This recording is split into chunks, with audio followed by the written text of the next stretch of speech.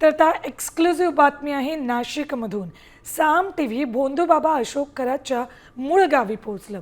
नाशिक जिल्ह्यातल्या कहांडळवाडी हे त्याचं मूळ गाव आहे। त्याच्या गावात संतापाची लाट उसळली। खरात हा मूळचा कोंबडी चोर होता, जो 10वी नापास झाल्यावर गायब झाला आणि अनेक वर्षांनी परतल्याचं ग्रामस्थांनी साम टीव्हीला सांगितलंय। तसंच नीच कृत्य करणाऱ्या खरातला फाशी देण्याची मागणी केली।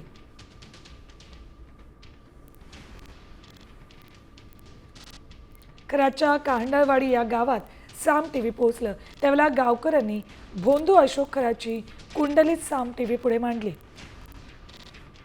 अशोक खरात हा कोंबडी चोर होता, 10वी नापास झाला आणि त्यानंतर तो गायब झाला आणि अनेक वर्षांनी परतला असं ग्रामस्थ सांगतायत।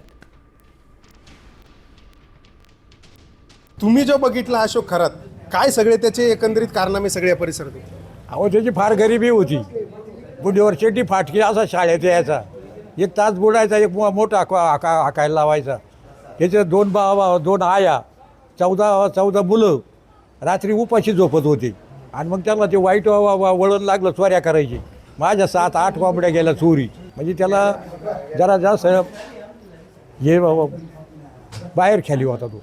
बस हा, चोरी करायला एक नंबर।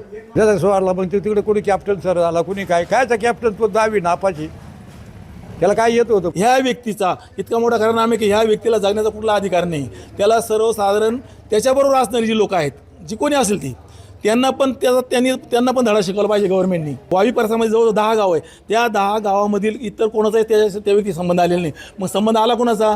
तो मोठ्या मोठ्या लोकांचा आलेला आहे। मग मोठ्या मोठ्या लोकांनी इतके झोपले होते, त्यांनी काही त्याच्यावर विचार केला नाही का त्यांना काही समजलं नाही का? आणि आज जर समजलं असेल तर त्याच्यावर त्यांनी कारवाईच केली पाहिजे आणि जे त्याच्यामध्ये सामील असतील त्यांच्यावर पण कारवाई झाली पाहिजे आणि याला फाशी झाली पाहिजे। सचिन बनसोडे, साम टीव्ही न्यूज, वावी, नाशिक।